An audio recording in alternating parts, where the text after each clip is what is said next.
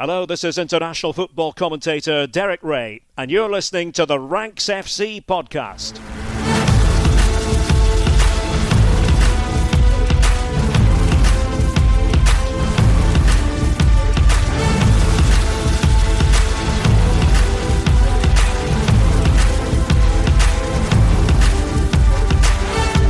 Hello, Rank Squad, and welcome to Ranks FC. It's your favourite transatlantic football podcast. We can say that again now that Dean is back in the United States of America. My name is Jack Collins, and I'll be your host today. And joining me across the water, all the way from San Diego, it is Mr. Dean Jones. How you doing, mate? Hello, mate. Yeah, very good indeed. Just trying to get my head around today's episode, really, mate. This is chaos. Like the world of European football is chaos. There's so much to talk about. You're going to be getting a lot of information across the next hour.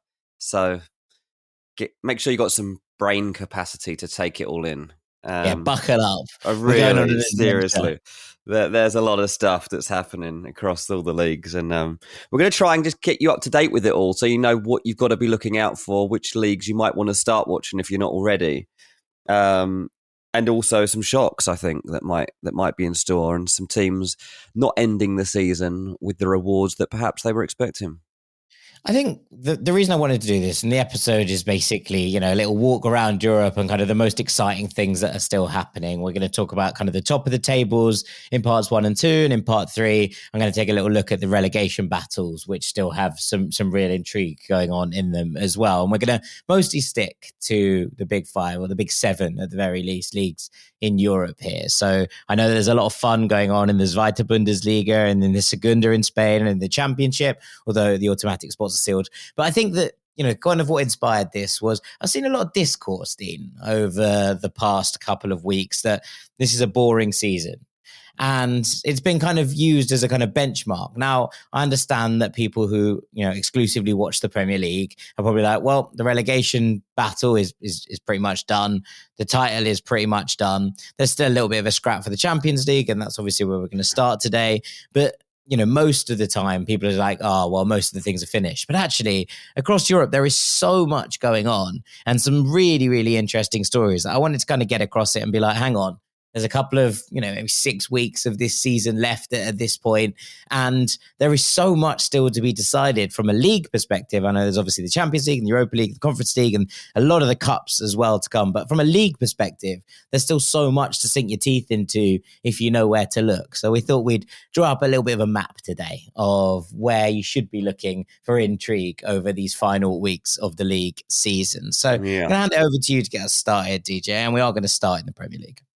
Oh, blimey. Okay, right. The race for Europe in England is absolute chaos because there's just so many permutations. I mean, you've probably all seen that there's like a potential that up to 11 teams from the Premier League could end up with European football next season. Now, to go into the details of all of that, you basically need to be a rocket scientist at the moment to work it all out. So I'm not going to go too deep, but I will touch on it as we go through this. But we'll focus on the surface level stuff. Primarily, I'll start with the Champions League. The top 5 teams will qualify for the Champions League. Thanks to where we sit right now, we've managed to get to 5 because Arsenal beating Real Madrid secured that extra spot. Liverpool already guaranteed to play in the Champions League next season. They can't finish any lower than 3rd, so they will win the league, and they'll also be in the Champions League anyway, obviously. 5 teams from the Premier League will be in the Champions League next season. So let's start with that before I then delve into the Europa and the Conference League places. I have got like a league table of predictions that I'll kind of lean on as I get through this. Okay. All right. I'm not going to do this with some of the others because there's too much going on. So I've only done it with this. I've only done it with this because it's so complex, and it's just the only way to kind of explain where I've got to.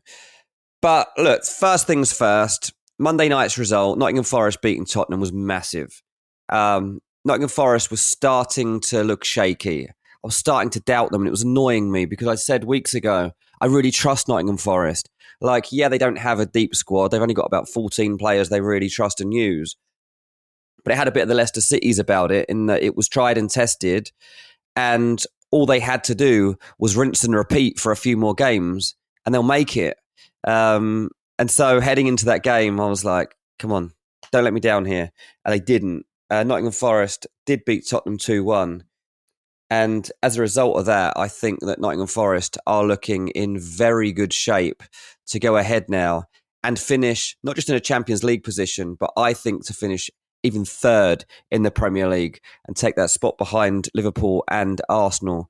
Their remaining fixtures are Brentford at home, Crystal Palace away, Leicester at home, West Ham away, Chelsea at home. Jack, I think that's a lovely set of games for Nottingham Forest to have ahead of them. I don't think there's a real heavy threat level there from any of those teams.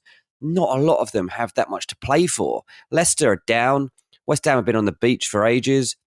Crystal Palace mainly looking towards their FA Cup semi-final. I think the Brentford game is a little bit tricky. And Chelsea on the last day of the season, I don't fancy that they'll put up much of a challenge, to be honest. Well, it depends where Chelsea are at that point, right? If they're absolutely scrapping for their lives and Forest are guaranteed a spot by that point, then that could be interesting. But equally, if that ends up as a shootout, I think Forest are better. Like, you see what Fulham did to Chelsea in the first half at the weekend. Like, I can't say that Fulham deserved to beat Chelsea because they didn't really in the end because they ran out of steam. But Nottingham Forest probably wouldn't have done that. I don't know. I think if they'd raced into a lead, they probably wouldn't have given it up. It's probably the argument I would make. But they have looked more shaky than usual in recent weeks. I mean, Spurs weren't great on Monday night, but they created a hell of a lot of chances at the same time. Before that, Forest had lost to Everton. They shipped 2 against Villa.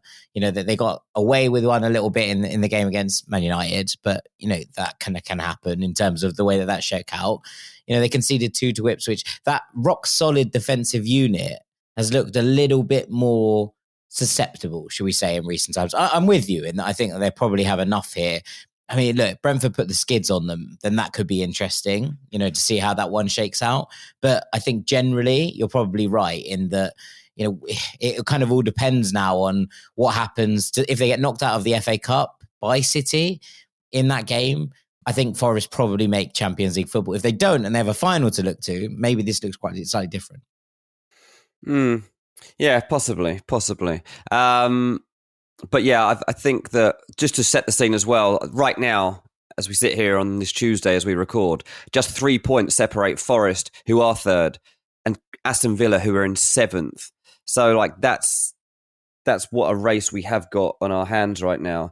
So as we do start this, Forest are already in 3rd position, then Newcastle 4th, Man City 5th, Chelsea 6th, and Aston Villa in 7th. So that is important that we kind of understand where we sit as I begin this. I predict that Nottingham Forest get to 70 points. That's why I have them ending up in 3rd place, because I went through the fixtures and I was quite harsh. To be honest, I played everybody down a little bit. I was like, what is probable rather than possible? And I just felt that looking at it, for Nottingham Forest to get 10 points out of those last 5 games, very plausible. So I've got them coming in 3rd. Very difficult from there to predict who ends up in the other Champions League places. But Newcastle I have making 4th, and I have Aston Villa making 5th, which obviously, if this ends up happening, is pretty big, because it means I'm predicting that Man City and Chelsea miss it. That's wild. So here we go, right? And this is why it does get really complex, because I'm just assessing the fixtures, as I say, and I'm assessing what I've seen in the weeks leading to this point. Now, it is important to point out as well that we are recording this just before the match that is being played tonight, which is Aston Villa heading to Manchester City. Now, that game is huge in the context of this discussion that I'm having right now, but we had to record right now to get this episode out to you all. And I do think that is key. So if Man City have suddenly beaten Aston Villa 4-0 and you're listening to me say that Aston Villa are making the Champions League and Man City aren't, then fair enough. Then something has happened that has kind of broken my model for how I saw this season ending. But ultimately, if there's not much in that game, I still feel that Aston Villa will end up higher than Manchester City across the end of this season. I just don't trust them, Jack. Like, I don't trust that after this Villa game, it doesn't look that bad on paper, right? Man City have Wolves at home, Southampton away, Bournemouth at home, and Fulham away. I actually don't think that that's as good as it sounds. Like, at the beginning of the season, City fans would have been looking at that, probably wondering when they were going to lift the trophy, but also thinking, well, if we are in a title race, what a lovely way to end the season with Wolves, Southampton, Bournemouth and Fulham, because that's 4 wins out of 4. I look at it now and I'm like... It would be with a vintage City, right? Like, it's as simple as that, but this isn't. Like, definitely 1 win out of 4. Probably 2 wins out of 4. I don't know beyond that. And that's why I've really had to restrict and kind of refine where I think they can end up. So as I say, they start right now on 58 points. And I've kind of predicted that Man City end up on 65. So again, that is a harsh judgment, but I'm being harsh on them because they are not trustworthy. That's why I haven't got them making it. And then I look at the other teams that are in that mix. Newcastle United, for example. Ipswich at home next, Brighton away, Chelsea home, Arsenal away, Everton home. Straight away, I look at that and being like, well, they'll beat Ipswich. They'll win the home game against Everton on the last day of the season. So there's 6 points straight away in the bag. And then those other 3 games, Brighton, Chelsea, Arsenal, I do fancy them to pick up enough points that they get to 66. So, again, look, it's guesswork, but it's like... Yeah, I mean, I think what's interesting here is that you can always guess and predict and kind of shake out how the season is gonna play out, right? And I think the City have looked a little bit more like themselves in recent weeks, but equally, you know, Villa are on an absolutely storming run of form. Now, if that ends at the Etihad today, then fair enough, and everything goes back into the shaker. And if City go and win that game against Villa, and, you know, end this resurgent run from Villa that has forced them right back into this conversation, then maybe they use that as a kind of launch pad to go and potentially win the FA Cup and maybe kick on from there from a league perspective. But I wouldn't want to be playing Wolves at the moment. They weren't particularly brilliant against United at the weekend and yet came out with all 3 points.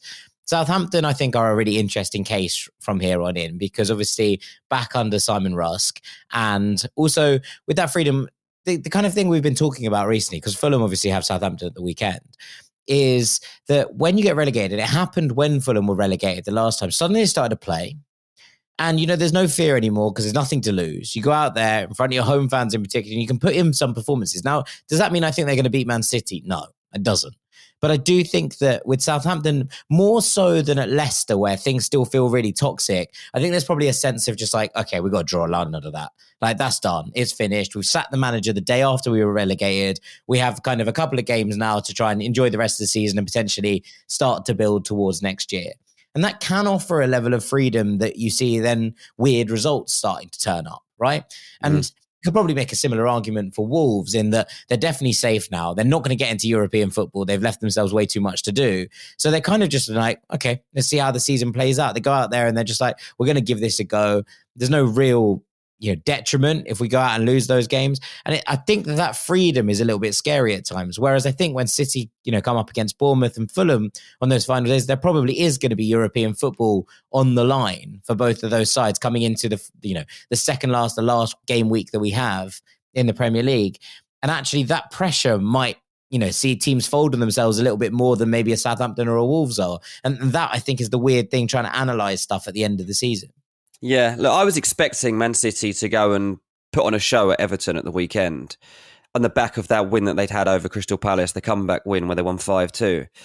But I watched the Everton game live and Marmoush had a couple of half chances and stuff, but it was a slog and it really did look like Everton were going to get something out of that game. And it took Nico O'Reilly to break the deadlock on 84 and Kovacic to kind of score kind of out of nowhere goal in added time to seal the win. So a 2-0 away win looks good, but it was a slog. And again, just another reason for me to not be convinced that Man City actually do get this done and go on to make the top 5 this season, which would be a huge story if this turns out to be true. So yeah, I've got City 6th. I've got Chelsea in 7th. And I don't like the look of their end of their season. I don't think they're playing particularly well. I've got a lot of Chelsea friends who also don't believe that this is a good Chelsea team. They've got Everton at home next. I do expect them to win that one. I don't think it'll be thoroughly convincing, but maybe it'll be similar to that Man City. Low on Everton. I'm relatively high on Everton. I think Everton are a horrible team to play in this period. They've gone a lot harder, yeah, sure. After that, they've got Liverpool, Newcastle, Man United, and then Nottingham Forest away. Like the Liverpool home, Newcastle away, and Nottingham Forest away games. I don't like those games for Chelsea at all. No, I think that's perfectly fair. Like, I don't think that there's that. The one thing I would say, and I would probably, push this in Chelsea's defense, is that last season we saw with Enzo Maresca, Leicester start the season on fire, right? They had such a brilliant first half of the campaign. Then they really tailed off until the sort of last 6-7 games of the season, at which point they ramped it back up and ended up winning the league. And I wonder if we're going to see something similar from Chelsea off the back of what would have been a massive morale-boosting win, obviously, against Fulham at the weekend, especially in the kind of nature of the way that came about. My question mark over Chelsea is something we've discussed on our Patreon before, is that Maresca appears to be very, very dialed into winning the Conference League.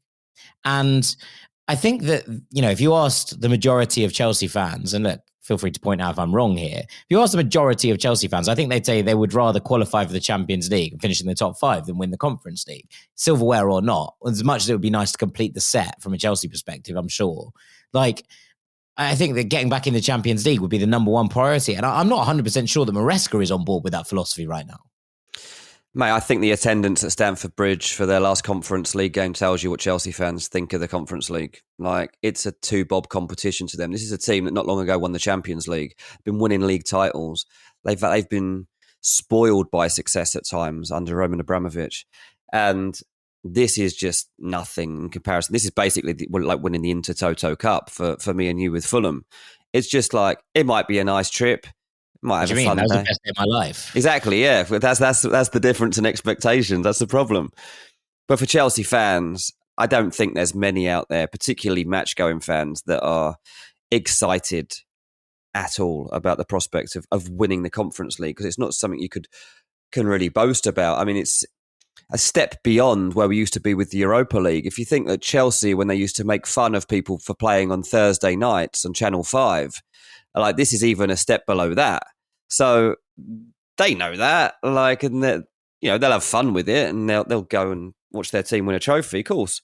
But they're not being fooled into thinking that this is anything stratospheric in terms of where it's going to take them. But yeah, obviously a Conference League win would seal a Europa League spot for Chelsea anyway. And you also have here, obviously, the FA Cup winners will end up with a Europa League spot. Need to remember that if Tottenham or Man United do win the Europa League, they end up with a Champions League spot, which, again, a permutation that ends up with us potentially ending up with 10 or 11 teams from England ending up in European football. I think it would be season. 9. I think it would be 9 because Chelsea are going to finish in the top 8. Yeah, so as I say, I'm not going to go into the details, but there's like certain teams would have to finish in specific positions in order for it to reach the 10 or whatever that has been mooted at times. Just to round off, because they're that Conference League. So do you think the Conference League goes to 8th?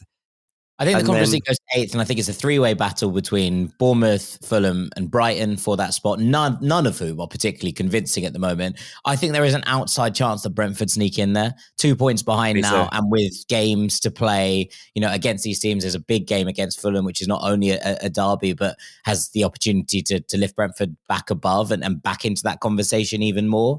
So I think that maybe 3 is harsh. Maybe it's 4 teams there looking at that 8th spot. I think that's going to be a really interesting battle, but none of them are particularly convincing. I think they've all had good seasons, and they can take them as good seasons, but I'm not convinced by the form over a long period of time of any of them. So I think that's really anyone's game when it comes to the Conference League. And I say that firmly aware that I have a Fulham hat on.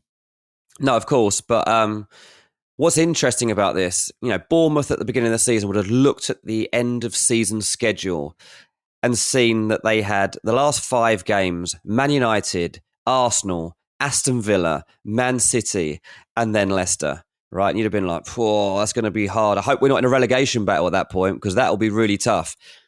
Here they are, potentially, they are chasing European football, and they're looking at that.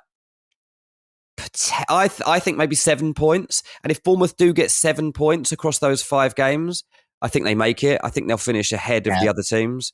Do you? Because I actually said, I said 9 points would be enough for any of these 3 teams from here. That was my kind of marker that I laid down. I know Bournemouth are a point ahead, so maybe 8 from a Bournemouth perspective. The thing is, I see Bournemouth having the capability to get to 56 points, right? I don't think the others do. I don't think they do. I really don't trust Brighton. I've actually got Brighton finishing 11th, and I've got Fulham and Brentford, like one will be 9th, one will be 10th. I don't know which way round it'll even be. I think they might even end up, Fulham and Brentford, on the same number of points. Yep. I think it's perfectly plausible, yeah. So much it pains me to say it, I think it's perfectly plausible.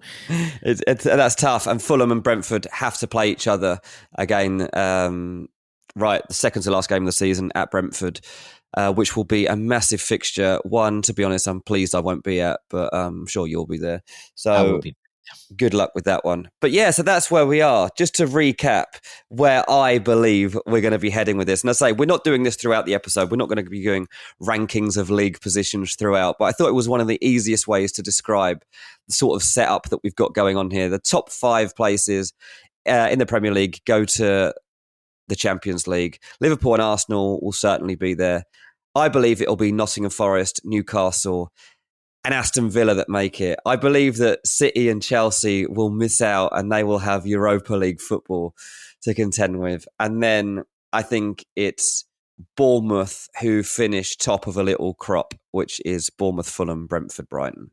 Right, there you go. Well, you've heard it here first. There's Dean's predictions for the end of the Premier League. If that comes true, every single listener has to send me £1 to congratulate me, and I then get to celebrate. Every single listener who isn't a patron already must join the Patreon. Everyone join the Patreon. That'll even be even better. Do go and join the Patreon. We're having a lot of fun over there at the moment. Link in the description.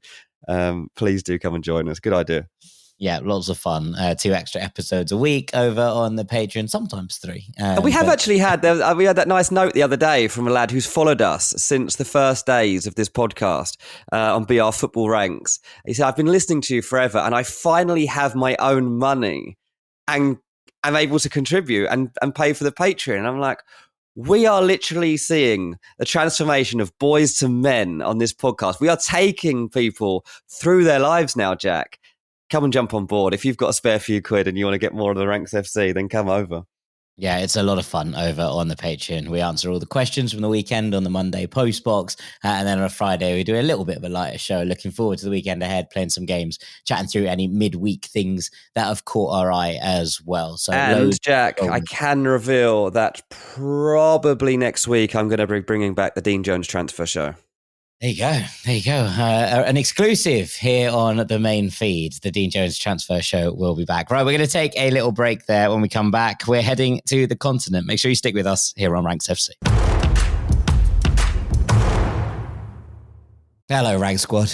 When you think about businesses that are selling through the roof, like Allo or Allbirds or Aviator Nation, sure, you think about a great product, a cool brand and brilliant marketing, but an often overlooked secret is actually the businesses behind the businesses, making selling and for shoppers buying simple. For millions of businesses, that business is Shopify. Nobody does selling better than Shopify, who are home of the #1 checkout on the planet. And the not so secret with Shop Pay that boosts conversions up to 50%, meaning that there are way less carts going abandoned and way more sales going. So, if you're into growing your business, your commerce platform better be ready to sell wherever your customers are scrolling or strolling, on the web, in your store, in their feed, and everywhere in between. It's no secret, businesses that want to grow with Shopify. Upgrade your business and get the same checkout Allbirds uses. Sign up for your $1 per month trial period at shopify.com/ranks, all lowercase. Go to shopify.com/ranks to upgrade your selling today. That's shopify.com/ranks. Welcome back to Ranks FC, where we're talking things to be keeping an eye on over the course of the rest of the season. Jack Collins and Dean Jones alongside you. And DJ, I think we're going to go to Italy, are we? Where the news all across the world today is that we could end up with a penalty shootout to decide who wins Serie A, which is lots of fun. I mean, there's a lot of permutations to come before then. But it comes off the news that basically the Game 39 phenomenon in Italy basically means that no longer do goal difference and head-to-head count if two teams finish at the top of the table on the same points, but instead they play a 39th game, a playoff. Now, we have seen this in recent years, not at the top of the table, but at the bottom of the table, where there was a playoff, I think it was Spezia that played in it, who basically to see who went down at the time. And that 39th game got a lot of attention at the time. We haven't seen it, though, at the top of the table since 1984, where Bologna beat Inter to guarantee themselves the league title, which is pretty wild. So there is this possibility, but more than anything else, this is a hell of a title race we've got going on in Serie A between Inter and Napoli. It really is. It's very exciting without actually being exciting, because it's so tight. They're both on 71 points. The games aren't going to be 4-2. You're not going to see 5-0. You're not going to see a Man United style Europa League comeback. That doesn't happen, right? There's going to be goals are hard to come by at times in Serie A. And that might be particularly the case as these two just look to get over the line. And it was kind of a point in case at the weekend. Inter Milan losing to a very late goal, 1-0 against Bologna. And Napoli scoring a reasonably late goal themselves to see off Monza.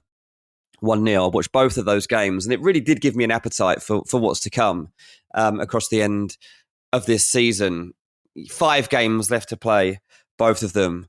And I think they're probably both keen to avoid a shootout to see who becomes champions. I mean, that is the ultimate final. I want that. I'm not going to lie. I hope they end up level. But they're just so similar right now, these two teams, in terms of where they're at. They've both played 33. They've both won 21 games. They've both drawn 8 games. They've both lost 4 games. The only real difference you've got is Inter are more free scoring. That's what you get when you have Thuram and Lautaro up front. They've got 20 more goals than Napoli. But Napoli, a bit more stingy when it comes to guarding their own net. They've conceded just 25 goals this season. So they are a hard team to beat. And they also have the might of Scott McTominay. Atalanta are back in 3rd place. They're trailing too significantly that they'll be able to get into this conversation. So we'll be leaving them out of this as we kind of try to figure out how we think the title's won. I think the key fixture that a lot of people are looking out for in the run-in comes for Inter Milan. They play against Roma. And a lot of people are starting to look at that as a key fixture that will determine whether they can keep pace, even at this stage. To lose that one would really, really hurt them, particularly as they also have this double-header semi-final of the Champions League coming up against Barcelona. That this is why they are more up against it for me, Inter Milan. Yes, they have a bit more savvy. Yes, they have a manager who recently has gone and proven himself capable of going on to win this league. But, for all the experience of Inzaghi, for all the experience of this team, they are fighting in Europe's top competition against one of the best teams around right now who barely ever lose. And they've also got this game coming up with Roma. And even this midweek, they've got a big game, a Milan derby, coming up in the Cup. So it's a tough run-in for Inter Milan that does make me wonder if Napoli are able to benefit from this. I'll go into Napoli in a bit more detail in a second. But do you agree with that, or do you believe that Inter come through the next week or so with their heads above water? So, you know how hot I am on this Inter side. You know how hot I am on Inzaghi. I've been singing their praises for most of the season. I am very, very concerned that this treble could end up with no trophies. Oh, hot take. Where's the alarm? Like, you kind of look at it and think, right, okay, so they're playing Milan, obviously, midweek this week, and they are a better side than AC Milan right now by a distance. But Milan have had a weird edge in the last couple of derbies. And even if they were to get through that game, which I think I'd be tempted to back them to do, they face Bologna in the final. Now, Bologna aren't actually there yet, but they hold a 3-0 away advantage against Empoli from their first leg in the Coppa Italia semi-final. So Bologna are going to be in the final. Bologna, who have just beaten Inter 1-0 in a relatively even game at the weekend. But, you know, you're kind of looking at that and thinking this is Bologna side who really do quite like these matchups, who find it quite tasty and who are, you know, on potentially their first silverware in a long, long time. I think it's been about 60 years. So there's that. Inter's run-in includes Roma and Lazio. Now, both of those games are at San Siro at the Giuseppe Meazza, Yeah. so though that's a big bonus from an Inter perspective. But they're difficult games. Roma are on a cracking run, and I'll talk about them a bit more when we talk about the kind of European race in Italy as well. But Roma and Lazio, not easy games. They have these Barcelona games to think about in the Champions League, which will stretch their capabilities. And then, you know, aside from that, they have Verona, they have Torino, and they have Como. And Como are on a cracking run of form. 3 wins in a row. And says Fabregas have pulled themselves well away from the relegation battle. It's going to be very interesting to see what that one shakes out like at the same time. You look at Napoli's run-in. Napoli's run-in is Torino, then Lecce, then Genoa, then Parma, then Cagliari. Now, all of those teams are 10th or lower in the league table. This is a really, really nice run-in from a Napoli perspective. Now, it's probably worth pointing out that Napoli haven't been brilliant of late. You know, there was a 0-0 draw with Venezia. That seems to be all the Venezia do at the moment. There was a 1-1 draw with Bologna, which in the hindsight of the weekend's result looks like a pretty good result now at this point. They eked past Milan 2-1. They eked past Fiorentina 2-1. And this was all before that kind of 1-1 draw with Inter and that loss to Como that happened before that Inter game. So you're kind of looking at it and thinking there was a point in sort of mid-February where Napoli drew with Roma, they drew with Lazio, they drew with Udinese, they lost to Como, and then they drew with Inter. And you were thinking, wow, okay, is that it? Have they wrecked their chances? But they've just about managed to steady the ship, just as Inter have had a little bit of a wobble. Just as Atalanta really fell away, Juventus massively fell away as well. At that point, they were potentially in the conversation for closing the gap and seeing what it was. But like, I'm looking at this and thinking 3 games at home for Napoli in this run-in. Torino, Genoa, Cagliari, and then away at Lecce, away at Parma. Parma just draw. So they might drop points there. 5 draws in a row from a Parma perspective. But apart from that, I'm looking at that and thinking that is a run-in with no other distractions. You know, a game every weekend, no midweeks to worry about, no Coppa to worry about, no Europe to worry about. And my head says Napoli take 15 points from 15. Yep. And I think the Inter are going to have to do the same to take this all the way to a playoff. I don't think they will. That's why I don't think we're getting the playoff shootout that we're all dreaming of, because I think that Napoli do have the chance to go and win all 5 games. Obviously, we did a bit of this on the Patreon on Monday, but for those that don't know and haven't followed Scott McTominay since he left Man United, he is outstanding for this team. He is loving it for this team, and he is hugely influential for Napoli. And the prospect of Scott McTominay standing next to his mates Billy Gilmore and Romelu Lukaku jumping up and down, celebrating a Scudetto, is something I'm also kind of here for. Billy Gilmore and McTominay play in the same midfield now in Serie A, and they're bossing it. I was told, again, I said it the other day, but McTominay's loving the fact that he can be so influential on games because he can read it so much better.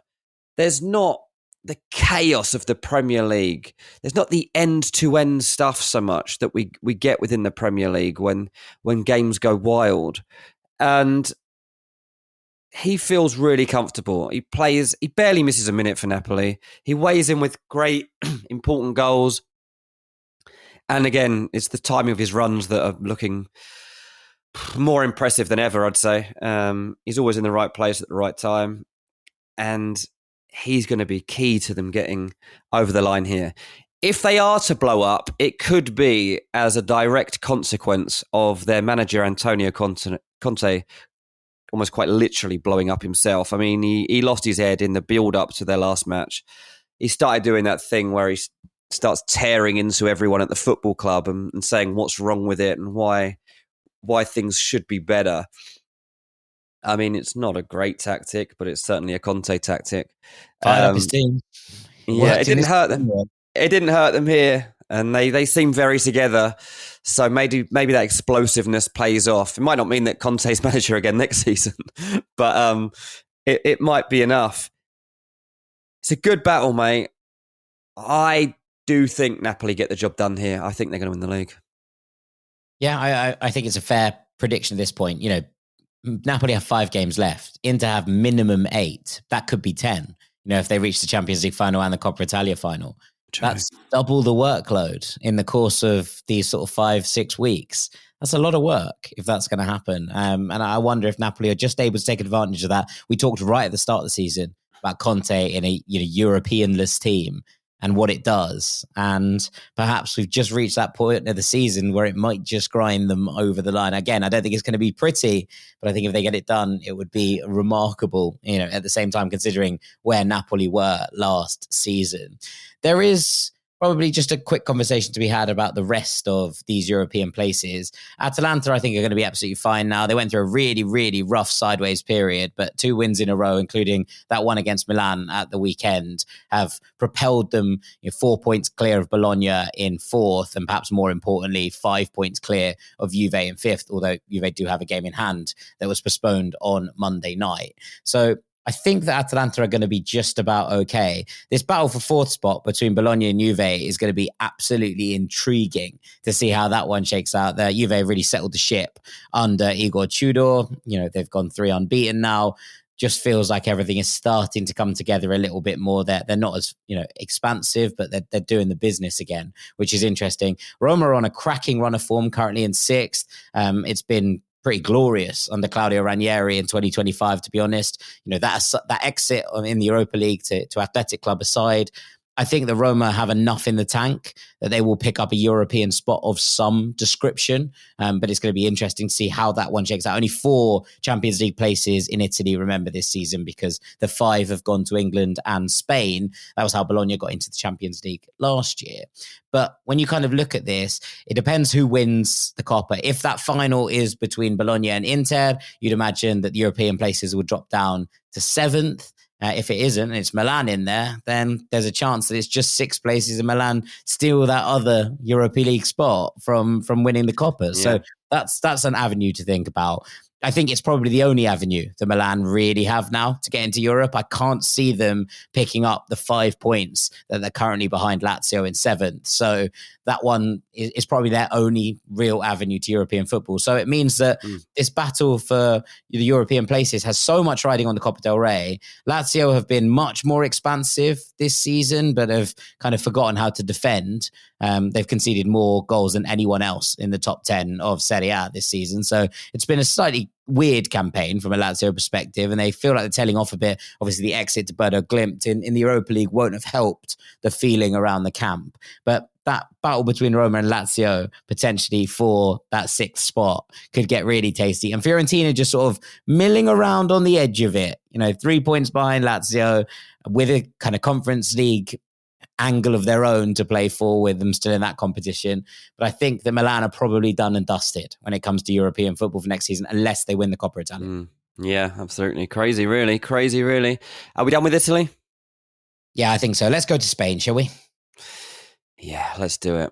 For the time being, anyway. I want to come back to the relegation battle later, but for now, let's stick with the tops of the tables and let's go to Spain. Yeah, I mean, this really is another battle, not quite as tight as that one, because at the moment, Barcelona lead Real Madrid by 4 points at the head of La Liga. Again, just to point out that we are recording this before the midweek games. So we have on Tuesday Barcelona playing against Mallorca, and on Wednesday Madrid play against Getafe. So please bear in mind that we haven't taken those games into account here. I'll probably just assume that no easy games at the Coliseum. I'll give you that for free. Real Madrid going to Getafe to play Bordalas and Co. That's not going to be easy. No. So, and we can't really trust them, obviously, either, Real Madrid, as much. So I'm going to assume that in a couple of hours' time, Barcelona do go on and win their game. Real Madrid, I'm not sure so much. Maybe that tells you where I'm heading with this conversation. And I do believe that Barcelona go on and win La Liga. Now, they had me sweating on that a bit. Last week was the first time I really started to get my head around the fact that Barcelona were to be taken very seriously and weren't going to let this go. Then they suddenly were playing at the weekend and they were trailing 3-1 to Celta Vigo. And I was like, oh, I've just started to trust them. And now we're seeing Borja Iglesias stick a hat-trick in against them and they're going to lose. That's what the Panda wants, mate. The Panda wants to score a hat-trick. He's going to score a hat-trick. That's just how it is. That's how it's always been. Yeah. So 3-1 down. Barca fought back. Within 2 minutes, they'd come back to 3-2. Dani Olmo had scored. 4 minutes later, Rafinha scored and it was 3-3. And then, miraculously, Barcelona get a penalty. Was it 8 minutes? Well, the penalty wasn't awarded 8 minutes into added time, but by the time it was taken, it was 8 minutes into added time. And Rafinha, of course, stuck it into the top corner and Barcelona got a much needed win. So that was huge. And also kind of helps me trust them even more that they do just go and get the job done and get over the line. Real Madrid got over the line too at the weekend. And it was a big win because they beat Athletic Club, who are one of the best teams in the league. Yeah, it's probably worth pointing out that Athletic made 10 changes for this game. And if they played the Europa League final tomorrow, I don't think a single player who started for Athletic in this game would start in the Europa League final. That's not to take away from Real Madrid scoring a 93rd minute winner. And what a goal it was from Valverde. But it is just worth pointing out the context of it. That said, Real Madrid were actually quite good in this game. For the first time in a while, I watched them and were like, okay, I can see what you're trying to do here. Now, there was no Kylian Mbappe, so Vinicius felt like he kind of came to life a little bit more. But I thought that Real Madrid actually gave a pretty good account of themselves in that game, albeit a weakened Athletic Club.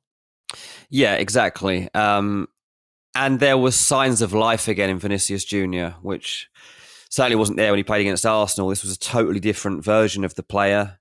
And it was a much better version of the player. Bellingham's radar was off. He should have scored really in this game at least once.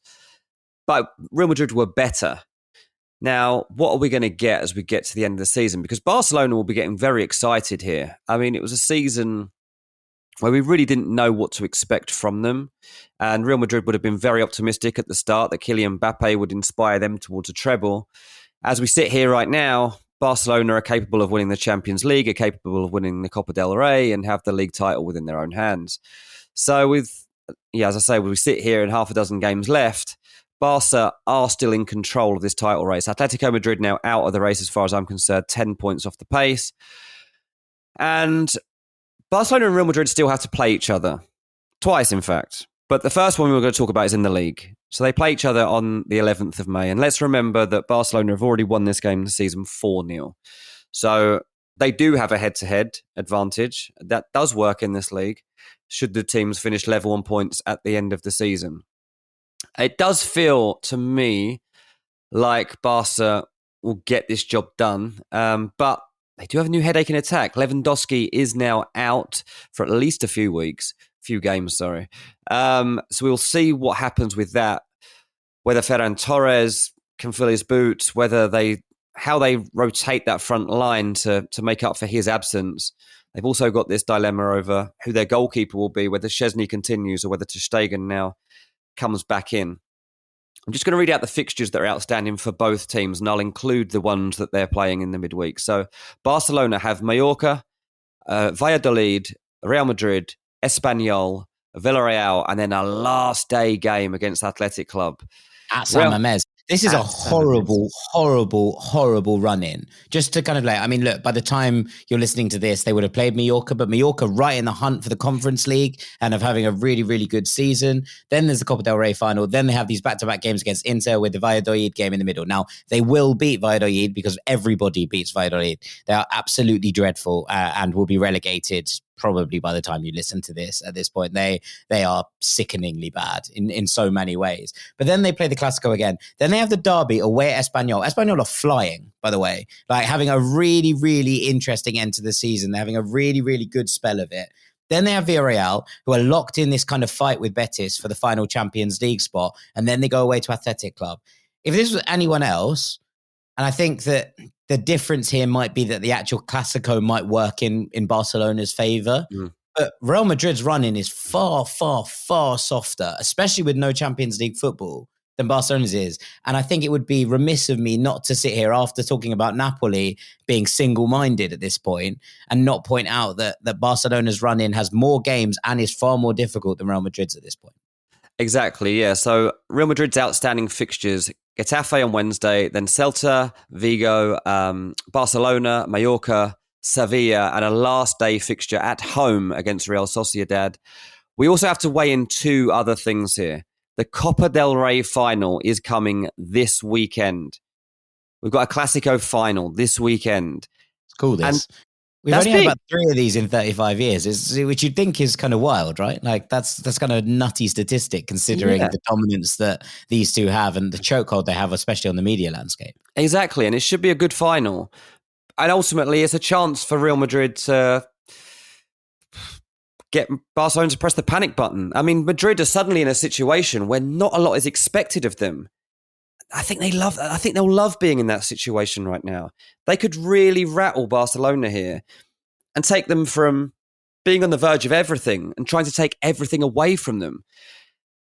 We look at the fixtures that are coming up. We've just talked about the league fixtures, but what we haven't taken into account is what the actual next 5 games in all competitions looks like for Barcelona.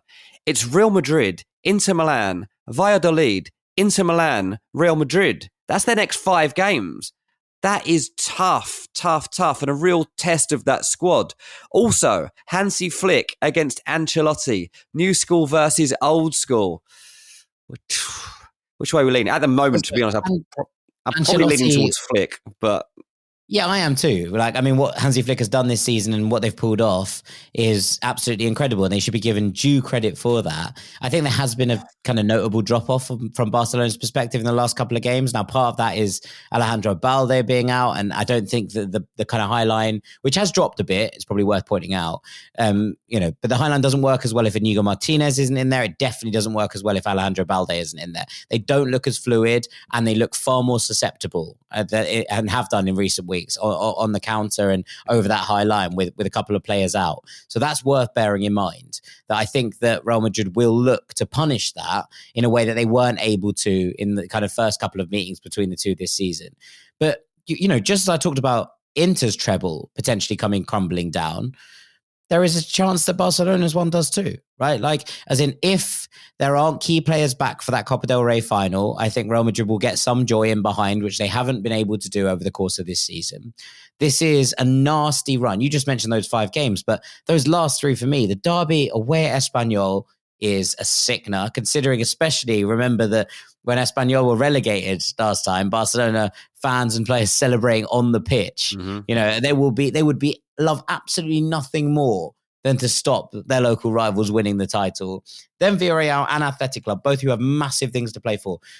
Like, that is a horrendous run. And actually, Real Madrid isn't kind, I would say. There are some very, very difficult games in there. And also you'd kind of point out that, I just mentioned the Mallorca game for Barcelona. They have to play Real Madrid as well. You look at the Celta, who gave Barcelona a real fright and are playing some really interesting football. I'll talk about them a little bit more in a minute. But, you can add to that the fact that Real Sociedad will be looking at this. They're still in the scrap for a European place as well. And they'll know that the last time they came to the Bernabeu in that Copa del Rey semi-final, they gave Real Madrid a real scare and they found places where they could exploit this Real Madrid team. It's not an easy run in either. And I think that maybe, it comes back to that point. If Barcelona win the League Clásico, they win the league. If they don't, then they could be in all sorts of trouble.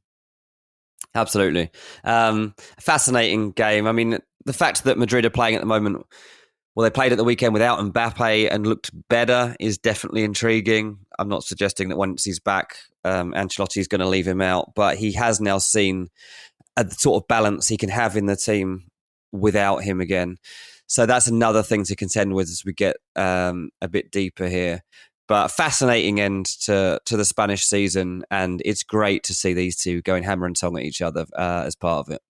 Yeah, 100%. I would just add just a couple of bits on the Europa and Conference League here, because it looks like the top six is pretty set. Not necessarily in the order they will finish. There's a really interesting battle between Villarreal and Betis, as I say, for that fifth spot, which is going to be a Champions League place. And they both have a real shot of doing that. But actually, when you kind of look at what's going on below it, especially now that eighth will be a Conference League place, given that one of Barcelona or Real Madrid is going to win the Copa del Rey, you're kind of looking at it and thinking, okay, so Mallorca currently 7th on 44, Celta Vigo on 43 in 8th, Real Sociedad on 42 in 9th, and then Rayo Vallecano and Espanyol and Osasuna all on 41 at this point, outside bets. So it goes all the way down to 11th, that race for the 8th spot, much as in the Premier League, as we were just discussing with Brentford. There's been a couple of kind of late bloomers who have really started to fly into this, Espanyol being one of them. I mentioned them there. I'm really intrigued by this Celta side under Claudio Heraldes. Very, very young side.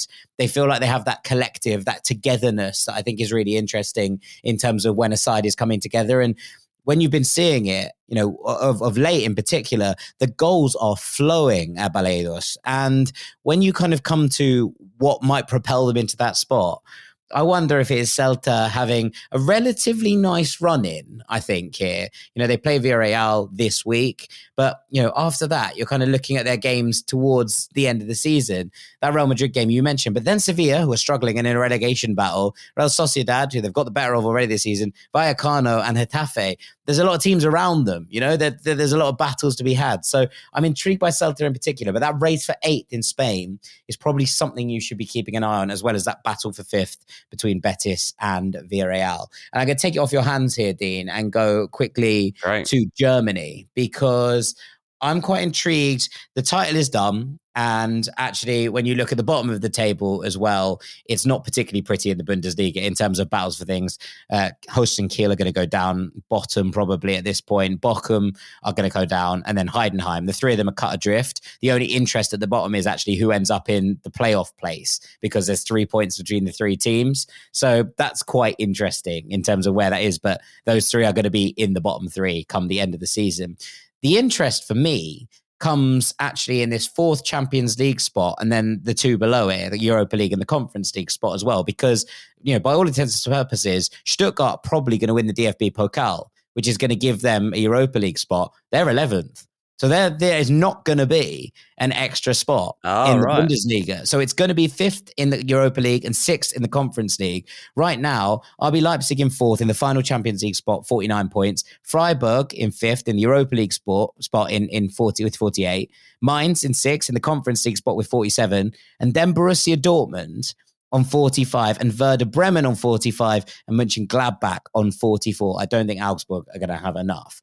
So Gladbach have had a bit of a tail off, but they're still very interesting in terms of how they've gone about their season. Werder Bremen are the latest surprise package. 4 wins in a row propelled them into this European conversation. Borussia Dortmund, unbeaten in 4 now, 3 wins in that time, and a big win over Gladbach at the weekend. Looking a lot better with 3 at the back. Ben Sebaini playing in that left centre-back role. And I think it's going to be very interesting to see how Dortmund finish this season, considering they're single-minded. They are currently 4 points behind Leipzig in that final Champions League spot. And from a season that looked destined for mid-table obscurity, they have found something in Niko Kovac that's pushed them back into the conversation. And I think that could be something to keep an eye on here. Dortmund getting into European football and potentially even back into the Champions League, because no one has been particularly convincing. It's a question of, does anyone really want it? Of the teams in the top half of the Bundesliga table at the weekend, only Bayern, who are top and running away with it, Freiburg, Dortmund and Werder Bremen won. So draws for Leverkusen, Eintracht, Leipzig, Mainz, and then Gladbach lost to Dortmund. So you're kind of looking at it and thinking, where is everyone? Where are these wins? Who wants it? And I think it's very, very intriguing to see exactly how that one shakes out. But the battle for the Bundesliga last Champions League spot, Europa League spot, and Conference League spot, because there's going to be one of each, I think is a real shootout from anyone from Leipzig all the way down to Gladbach in ninth. Wow. And whilst I don't think Gladbach are going to end up in the Champions League spot in fourth, I think it could shake out in any possible way there. And Borussia Dortmund finding some form, and Werder Bremen as well, finding some form at just about the right time to make this very interesting. Amazing. Yeah, that's very good. Very good. Good wrap up there, mate. Very good. 100%. I had to do it. Look, before we move on to the relegation battles, I did have to shout out Portugal. Because one of the best title races we're seeing across Europe is in the Primeira Liga between Benfica and Sporting, who are both on 72 points, both won again at the weekend. They are going stride for stride at the top of the table, both on 72 points at this point of the season. Sporting currently ahead on goal difference. But the big thing here that's left, because there's only 34 games in the Primeira, there's 4 games remaining of the season. Both of them, they're potentially going to meet in the Taça de Portugal final as well, because both of them pretty comfortable after their first legs. But the thing that stands out, Dean, 10th of May, penultimate game of the season, Benfica Sporting at the Estadio da Luz, Derby de Lisboa, to win the title. Oh, your dream game. It's very cool. Your dream game, but one you'd love to be at, right? Yeah, I would love it to be Boa Vista and Porto fighting for the title, but we are where we are, right? So, I'm intrigued by it, and I think that both of them will win all 3 of their other games, which means that this very much will be the thing that decides it. And if they then meet again a week later in the cup final, it's going to be very lively in Lisbon for the next couple of weeks. So I just wanted to point that out. Keep an eye on what's going down in Portugal. We're going to take a little break there. When we come back, we're going to wrap out some of the relegation bits you need to be keeping an eye on across Europe as well. Don't go anywhere. Welcome back to Ranks FC, where Jack is going to round us off with some beautiful facts that only Jack would know. Go on, Jack. Hit us with it. Well, I just wanted to quickly talk about a couple of relegation battles because it's something I've been kind of threatening to do for a little while, and there are some interesting ones. Now, I've said already that Germany's is done. The one in the Premier League is also done. But some really, really intriguing stories, and I kind of want to start in Spain and go back there because Girona, who were in the Champions League this season, and who gave a relatively good account of themselves, you remember, in the Champions League. You know, they weren't ever really close to qualifying, but the way that they played in some massive matches, I think, earned them a lot of admirers, are currently 3 points above the relegation zone in La Liga, are on one of the worst runs of form across the entirety of this league. And I think could be kind of slowly sliding towards the drop here. You're watching the teams at the bottom. So Girona currently 16th on 34 points. 17th below them are Las Palmas, who are on 32, and then Alaves in the first of the relegation spots on 31. Leganés are 19th on 29, and Valladolid are gone. Don't worry about them. Leganés are probably also going to go. But I think that this is going to be a 3-way shootout between Alaves, Las Palmas, and Girona. Now, Alaves are picking up points here and there, not consistently, but their last 5 are 2 draws, 2 losses, and a win. Las Palmas, 2 wins in a row, including that massive late winner over Atletico Madrid the week before. And you're kind of looking at it and thinking, okay, so they're kind of dragging themselves out of this. They're finding a way. And in the meantime, I watched Girona play Betis on Monday night, and they were absolutely and utterly woeful. Yeah. Woeful. Now, obviously, a lot of key players left last summer, but they also spent a lot to try and replace them. None of those replacements have worked. And I think they're sleepwalking towards relegation, Dean. I think they're in real trouble. Now, they have a massive, massive game against Leganés this week. And if they win that, it would go a long way to potentially saving their season. But the way they are being scythed open, left, right, and centre, the way that Betis roared into a 3-0 lead pretty easily at Montilivi, I was watching it going, this is a team who do not know how to stem the bleeding. And I think that is perhaps one of the storylines of the season. To be honest, Sevilla are a bit lucky that they're not in this conversation because they can't buy a win at the moment. But they're just on 37 points. And I think that might just be enough to survive at this point, considering how poor some of the other teams around them have been. But I'm really worried about Girona, Dean. I think it's Valladolid, Leganés gone. But it's one of Alaves, Las Palmas, and Girona. And having watched all three of them in recent weeks, the one that I think is most likely to go down right now feels like Girona. They just don't know how to get a plaster over everything that's going wrong. It's crazy, really, isn't it? They were in a title race last year in February. I know. I was just going to say, like, how far back do we have to go for this team to have been one of the best teams in the league, and talking about Dovbyk and all the rest of it, and the way that Savinho, they lost Dovbyk, they lost Alex Garcia, right? They lost Eric Garcia, who was on loan, couldn't make that one permanent. They've really struggled with the players that they've lost, and the ones who have come in have just really not lived up to the hype. Abel Ruiz, who I really liked at Braga, has not done the business. Bojan Miovski, who was excellent at Aberdeen, not done the business. Arnaut Janjuma's been missing. They've just not been able to sort it out whatsoever. But they finished 4 points behind Barcelona last season. They were third. They finished above Atletico Madrid. And now you're telling me they're going to get relegated. I mean, you get right now, flash in the pan seasons, but that is wild. That's what I mean. Look, they're a team that has a stadium of 12,000 people or whatever. But they've got good backing. This is a team that is supposed to have a pathway towards great things and offering players a platform to bigger clubs. And they thought they were set out well. I think it's a bit of a disaster, to be honest. It is definitely a disaster. It's really, really bad at Montilivi at the moment. And the highs of last year have been very, very quickly forgotten. It's a little bit Icarus, right? Soared too close to the sun, weren't able to keep up with the demands of Champions League football.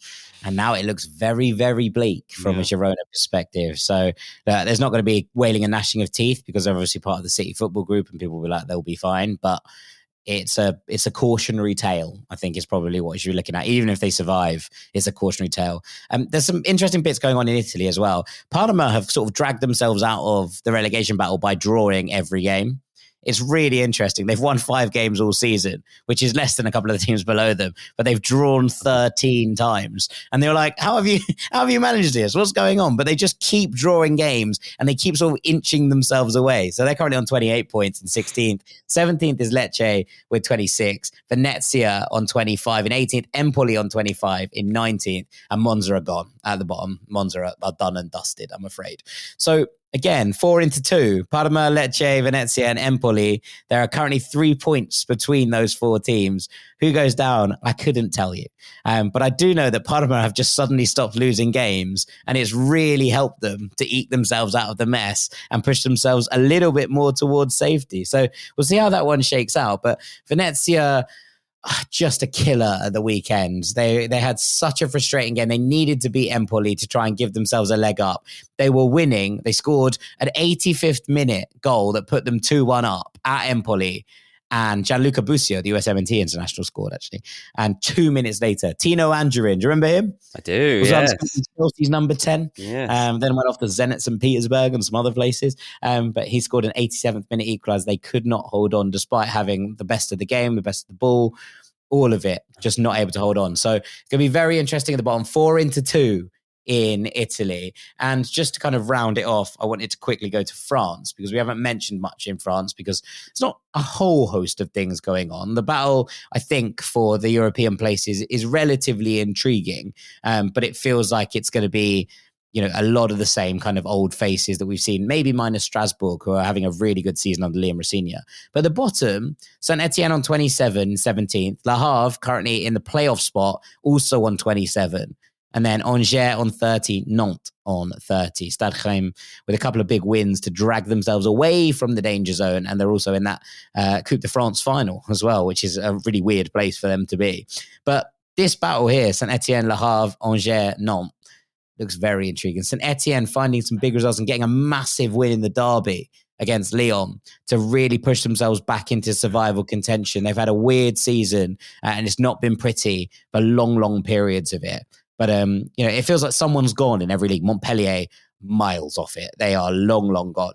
But Angers having a really, really rough run of form. Nantes are up and down, but they seem to just as you feel like they're going to get out of it, they seem to lose a game that you're not expecting them to, and they fall back in. And Le Havre, were looking quite good. I think the thing with France is interesting is everyone keeps winning games. You look at that kind of 17th to 14th spot, and everyone, apart from Angers, has won 2 of their last 5. Angers have only won 1 of their last 5. But it's very much green, red, green, red. There's very little grey. It's like the anti-Parma. No one is drawing games at the bottom of the French league. They're either like pulling out major victories, and it means that like these spaces are switching every week, and every time you look at the table, it changes. So some interesting things going on at the bottom in France as well. But I just thought I'd point that out because St. Etienne in particular feel like a very, very interesting case this week. And the way that they pulled out the result against Lyon, especially considering it was a derby and especially considering Lyon are in contention for European football, just felt like a really big moment. Lucas Stassin with both goals in that game. They're a really interesting squad, St. Etienne. They've just not really been able to put it together over the course of the season. But just you think everything's about to slip into kind of normality, someone pulls out a result at the bottom of France. And I think it's been really, really interesting. I know Ligue 1's been very difficult to watch this year because of broadcast rights and the like. But something to keep an eye on at the bottom there, I think. Yeah, very good, mate. Loved it. But yeah, Girona, definitely the standout story from all of that. Yeah, 100%. I think they're the one to keep an eye on if you're intrigued by the relegation battles across Europe, because they feel like the biggest name that could go this year. Imagine being the Champions League and get relegated in the same season. That would be a real tough one for fans at Montelivi to take. So we shall see. We shall see. Right, with that, I think it's probably time for us to call it a day. So all that's left for me to do. Say a massive thank you to Mr. Dean Jones. Cheers, mate. I've been Jack Collins. Thank you so much for listening to this episode of Ranks FC. We hope you've enjoyed it. A little look around some of the stories you should be keeping an eye on towards the end of this season. We'll be back next week talking Champions League again. Loads to get stuck into from that perspective as well. So, Dean, thank you very much. I've been Jack Collins. Thank you all so much for listening, and we'll see you very shortly, Rank Squad. Take it easy. Peace.